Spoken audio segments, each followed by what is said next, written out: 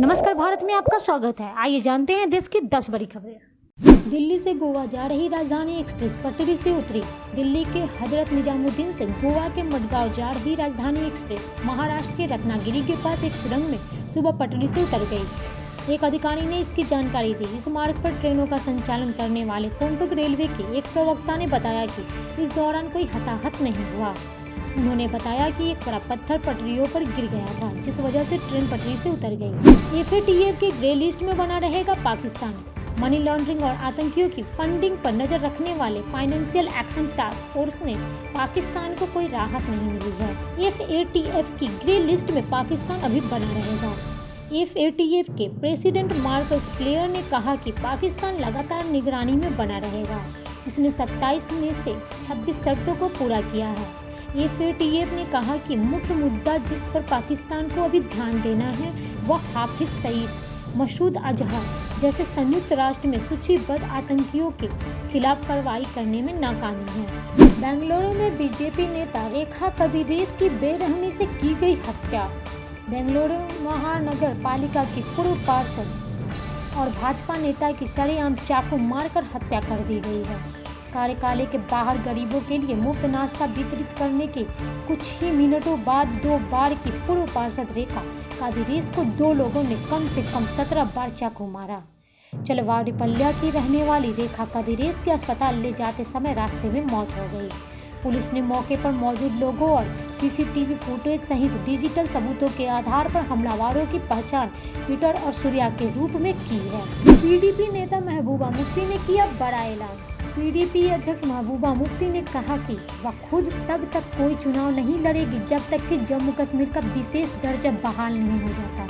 महबूबा मुफ्ती ने जम्मू कश्मीर का विशेष दर्जा खत्म करने के लिए 5 अगस्त 2019 को पारित किए गए आदेशों को हटाने पर जोर दिया है। उन्होंने कहा कि जम्मू कश्मीर में दमन और उत्पीड़न के युग को खत्म करना होगा। बीजेपी नेता देवेंद्र फडणवीस ने किया बड़ा ऐलान। महाराष्ट्र में आरक्षण को लेकर राजनीति गर्मा गई है।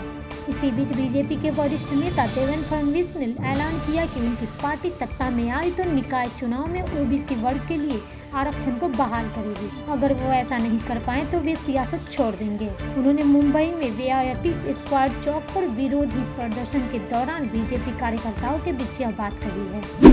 देश के 11 राज्यों में कोरोना के डेल्टा प्लस वेरिएंट ने मचाया हड़कंप। कोरोना वायरस के डेल्टा प्लस वेरिएंट के नए केस मिलने से सरकार की चिंता बढ़ गई है। केंद्रीय स्वास्थ्य मंत्रालय ने 8 राज्यों को चिट्ठी लिखकर तुरंत कंटेनमेंट उपायों को लागू करने को कहा है, ताकि डेल्टा प्लस वेरिएंट को फैलने से रोका जा सके। केंद्रीय स्वास्थ्य सचिव राजेश भूषण ने तमिलनाडु, गुजरात, आंध्र प्रदेश, राजस्थान, कर्नाटक, पंजाब, जम्मू कश्मीर और हरियाणा को कंटेनमेंट और कॉन्टैक्ट ट्रेसिंग जैसे उपायों को अपनाने को कहा है। जम्मू कश्मीर के पूर्व मुख्यमंत्री अमर अब्दुल्ला ने की बड़ी मांग। जम्मू कश्मीर को लेकर 24 जून को PM नरेंद्र मोदी की बैठक के बाद नेशनल कॉन्फ्रेंस के उपाध्यक्ष अमर अब्दुल्ला ने कहा कि पहले जम्मू कश्मीर को राज्य का दर्जा मिले, फिर चुनाव हो। उन्होंने कहा कि हमें पहले डिलिमिटेशन कर उसके बाद चुनाव और फिर राज्य का दर्जा मंजूर नहीं है। हम पहले डिलिमिटेशन फिर राज्य का दर्जा और तब उसके बाद चुनाव चाहते हैं। अमेरिकी अदालत ने जॉर्ज फ्लॉयड की हत्या मामले में सुनाया बड़ा फैसला। इससे पहले वाशिंगटन की हेनेपिन काउंटी कोर्ट ने मिनियापोलिस के पूर्व पुलिस अधिकारी डेरेक चाविन को अश्वेत नागरिक जॉर्ज फ्लॉयड की हत्या का दोषी ठहराया था और अब उसी मामले में दोषी ठहराए गए मिनियापोलिस के पूर्व पुलिस अधिकारी डेरेक चाविन को 22.5 साल जेल की सजा सुनाई गई है। पिछले साल चाविन के जरिए फ्लॉयड की गर्दन को घुटने से दबाए जाने के बाद दम घुटने से मौत हो गई थी, जिसका वीडियो सामने आने के बाद अमेरिका के बड़े पैमाने पर विरोध प्रदर्शन हुए थे। किसान आंदोलन के 7 महीने पूरे होने पर कांग्रेस नेता और पूर्व अध्यक्ष राहुल गांधी ने ट्वीट कर कहा, सीधी बात है, हम सत्याग्रही अन्नदाता के साथ हैं। गौरतलब है कि केंद्र के 3 नए कृषि कानूनों के खिलाफ प्रदर्शनकारी किसान पिछले साल 26 नवंबर से दिल्ली की सीमाओं पर डेरा डाले हुए हैं।